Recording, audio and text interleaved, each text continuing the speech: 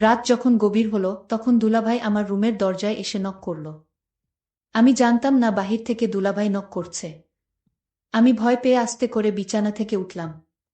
তারপর রুমের দরজার কাছে গেলাম। রুমের দরজার কাছে গিয়ে দরজাটা খুললাম। তারপর দেখলাম দুলাভাই। আমি দুলাভাইকে জিজ্ঞেস করলাম, এত রাতে আপনি আমার রুমে কিসের জন্য? দুলাভাই বলল, তুই এখন কোনো কথা বলবি না, চুপচাপ শুয়ে পড়ো। দুলাভাই এই কথা বলে আমার ওড়নাটা সরিয়ে দিয়ে যা করেছিল তা শুনলে তোমরা ঠিক থাকতে পারবে না। তাহলে আসল ঘটনাটা শুরু করি। আমার নাম কল্পনা। থাকি ময়মনসিংহ শহরে। একদিন এক বান্ধবী, নাম সবিতা, বলল, এই আমি আগামী ছুটিতে বড় আপার বাসায় যাব, তুই যাবি আমার সাথে।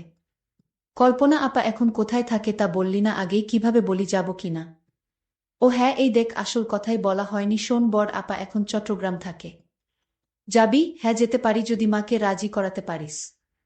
ঠিক আছে, সে ভার আমার। সত্যিই কলেজ বন্ধ হবার পর বাসায় ফিরে এলাম। বিকেলে সবিতা এসে হাজির।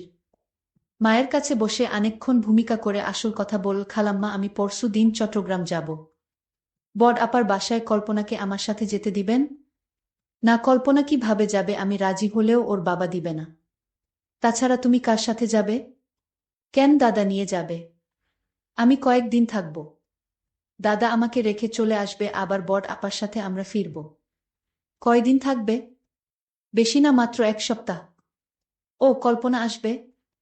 হ্যাঁ, আপনি একটু বলেন খালুকে। আচ্ছা, দেখি। শেষ পর্যন্ত বাবা রাজি হলেন। চট্টগ্রামে কল্পনা আপার বাসায় এসে পৌঁছে দেখি এলাহি কারবার তার শ্বশুর শাশুড়ি সহ আরও প্রায় 5-6 জন মেহমান এসেছে গতকাল। খাওয়া দাওয়ার পর এখন চিন্তা শোয়া হবে কোথায়। আপা পাশের বাসায় গেল, সে বাসায় ভদ্রলোক একা আছে, তার ফ্যামিলি গেছে ঢাকায়। হ্যাঁ, আপা পজিটিভ খবর নিয়ে এসেছে, এই পাশের বাসায় থাকব। আমি আর সবিতা। আমাদের নিয়ে এসে পরিচয় করিয়ে দিয়ে গেলেন আপা। এই যে ভাই, আমার বোন সবিতাকে তো চেনেন, আর এ হল ওর বান্ধবী কল্পনা। আরে সবিতা, কেমন আছ, কখন আসলে? হ্যাঁ দুলা ভাই, ভালো আছি, আপনি কেমন আছেন? ভালো ভালো, তোমার মতো শালী যাদের, তারা কি আর খারাপ থাকতে পারে? দুলাভাই খালি বেশি কথা বলেন। না না, বেশি আর কি বললাম।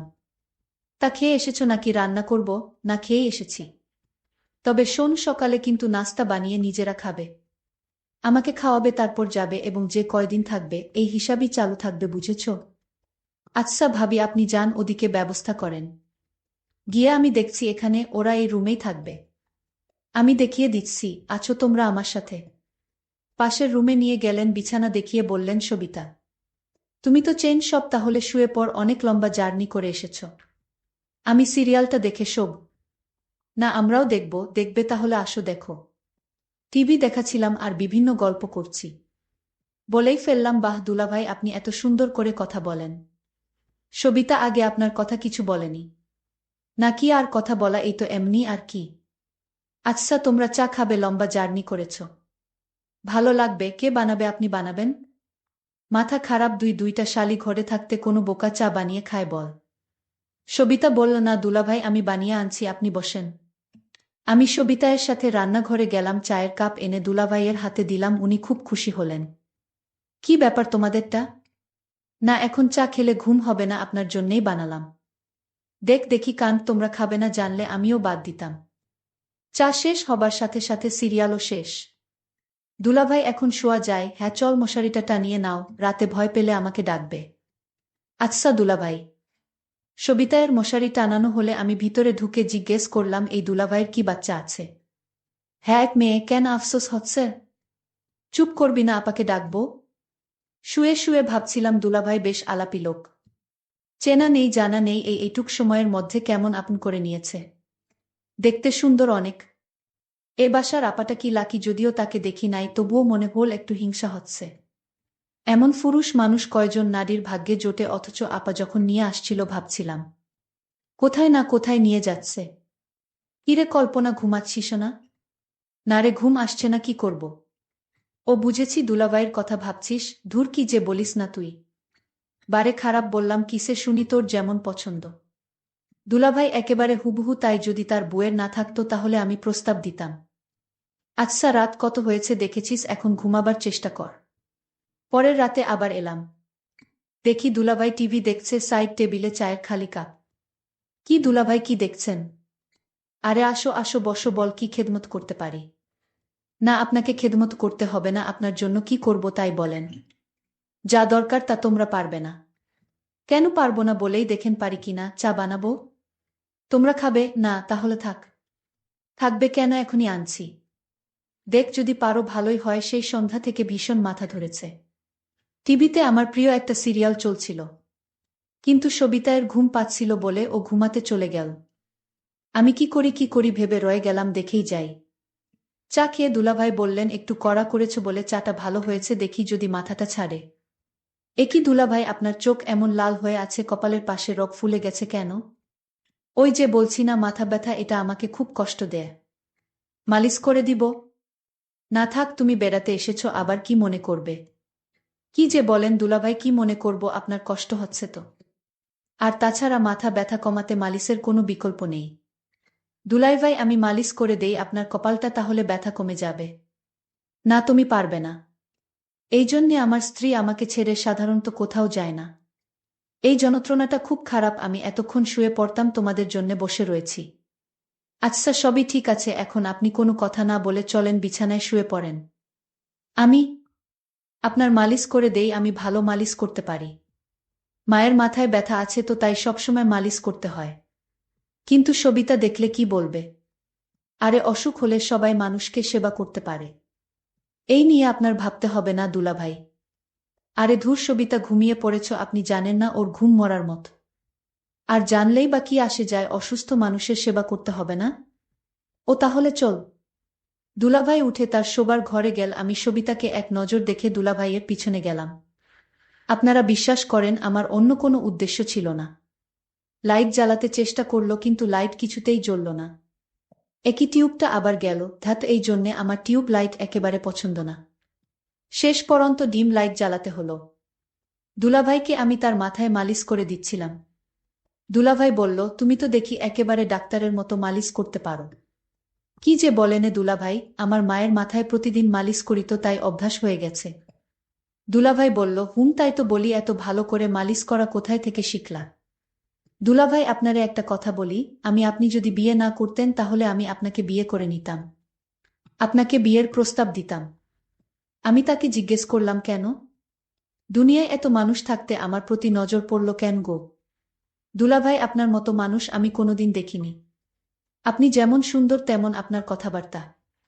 আপনি যাকে বিয়ে করেছেন সে তো ভাগ্যবতী। আরে তুমি যা মনে করছো তা না। তুমি হয়তো ভাবছো আমি বিয়ে করে অনেক ভালোই আছি, কিন্তু আমার মনের অবস্থা তুমি জান না। আমি আসলে এই সংসার নিয়ে ভালো নেই। তোমার ভাবির আচার আচরণ তেমন একটা ভালো না। তোমার ভাবি আমায় তেমন পছন্দ করে না। আমি বললাম, দুলাভাই, আপনি কি বলেন এসব? আপনার মতো একটা সুদর্শন মানুষকে ভাবি পছন্দ করে না? এটা কি করে হয়? আমার এই কথাটা বিশ্বাস হচ্ছে না দুলাভাই। তুমি যদি বিশ্বাস না করো তাহলে আমার করার কিছু নাই। আমি সত্যি বলছি, আমি আসলে তোমার ভাবিকে নিয়ে ভালো নেই। আচ্ছা দুলাভাই, আজ ঘুমান, আমি আমার রুমে গিয়ে ঘুমাই। ঠিক আছে, কাল কথা হবে। আর আমি তো আছি, সবিতা যতদিন আছে। আমি তাকে ডাক দিলাম আর বললাম, শোন, তুমি যে আমার মাথা ব্যথা দূর করেছ তাই তোমাকে অসংখ্য ধন্যবাদ। আরে দুলাভাই, আপনি আমাকে ধন্যবাদ দিয়ে ছোট করবেন না। কারণ আমি তো রোগী মানুষের সেবা করেছি। সমস্যা নাই, কাল আবার কথা হবে। তাহলে আমি এখন যাই। আচ্ছা ঠিক আছে, যাও। পরের দিন রাতে আমি আমার শালীকে বললাম, আজ আমার সাথে দেখা করো রাতে।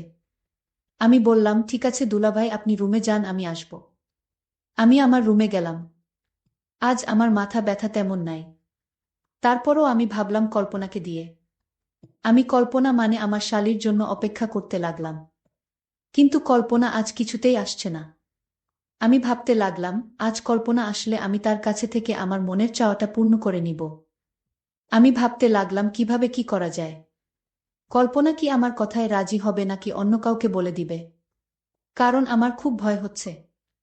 যদি আমার স্ত্রী কিছু জানে তাহলে আমার 12টা বেজে যাবে।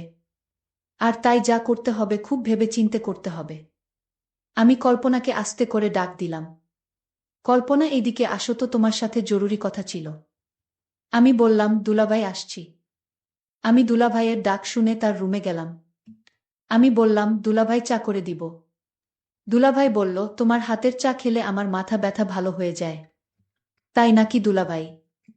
তুমি এমন ভাব করছো মনে হয় কিছুই তুমি জান না। দুলাভাই, আমি সব জানি, এমনি আপনার সাথে মশকরা করছিলাম। আরে তুমি আমার সাথে মশকরা করো, কিন্তু আমার মনের ভিতর তো কোনো শান্তি নাই। দুলাভাই, আপনি চাইলে আপনি মনে শান্তি পেতে পারেন। আমি বললাম, কিভাবে পাব? তোমার ভাবি যে অহংকারী মানুষ, তার কাছ থেকে ভালো কিছু পাওয়া সম্ভব না। এরই মধ্যে আমার স্ত্রী বাসায় হাজির। তুমি চলে আসছো, তুমি না বলেছিলে আরো 2 দিন তোমার বাপের বাড়িতে থাকবে? আরে আমি এতদিন থাকলে তোমার কষ্ট হতে পারে, আর তাই ভাবলাম চলে যাই। আমি ভাবির ব্যবহার তো খারাপ দেখলাম না। ভাবি বলল, এই 2 দিন তুমি কেমনে আছো? কি করছো? ঠিকমতো খাওয়া দাওয়া করছো কিনা তা নিয়ে আমি মহা দুশ্চিন্তায় ছিলাম। আর তাই তো কোনো কিছু না ভেবে চলে আসলাম।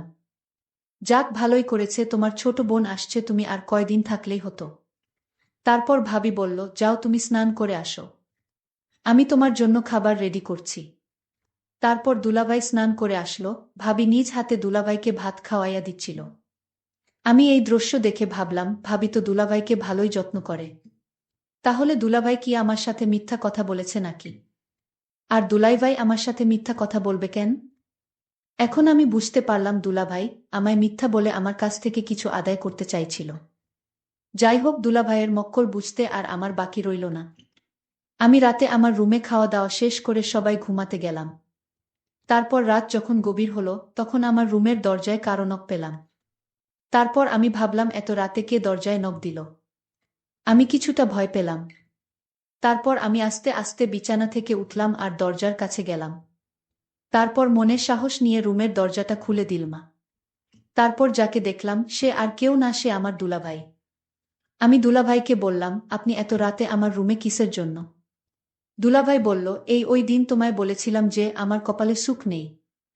আমার মাথা প্রচণ্ড ব্যথা করছে, অথচ তোমার ভাবিকে বললাম আমার মাথা ব্যথা করছে, একটু মালিশ করে দাও। সে রাগ দেখিয়ে বলল, আমি পারবো না। মাথা ব্যথা করলে ট্যাবলেট খাও। কিন্তু ট্যাবলেটে তো আমার মাথা ব্যথা সারে না। তোমার ভাবির আচার ব্যবহার আমার কাছে কিছু ভালো লাগে না। আমি দুলাভাইকে বললাম, তাহলে এখন আমি আপনার জন্য কি করতে পারি দুলাভাই? উনি বলল, তুমি তো ভালো মালিশ করতে পারো, তাই বলছিলাম। আমার মাথায় প্রচুর ব্যথা করছে, তুমি আমার মাথায় মালিশ করে দিলে ব্যথাটা কমে যাবে। তুমি যদি আমায় একটু সাহায্য করো। তখন কল্পনা বলল, করে দিতে পারি, তবে একটা শর্তে দুলাভাই। আমি কল্পনাকে বললাম, কি শর্ত তোমার? আমি তোমার সকল কথায় রাজি আছি। দুলাভাই, আপনি অদ্ভুত মানুষ। আগে আমার শর্তটা তো শুনবেন, তারপর আপনার কথা রাখব। দুলাভাই তখন বলল, কি শর্ত শুনি বলো। আমি বললাম, দুলাভাই আপনি ভাবির সাথে রাতে যা করেন, আমিও আপনার কাছ থেকে তা পেতে চাই।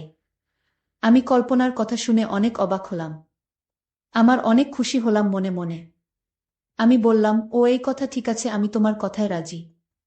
তারপর আমি কল্পনাকে বললাম, কখন তোমার কথা রাখতে হবে? আমি বললাম, এই মুহূর্তে এবং এখনই। তারপর দুলাভাই বলল, তাহলে শুয়ে পড়ো। আমি বিছানায় শুয়ে পড়লাম। তারপর দুলাভাই আমার বিছানায় এসে বসল। আর আমার ওড়নাটা সরিয়ে দিয়ে যা করেছিল তা আমি তোমাদের পরের পার্টে বলবো।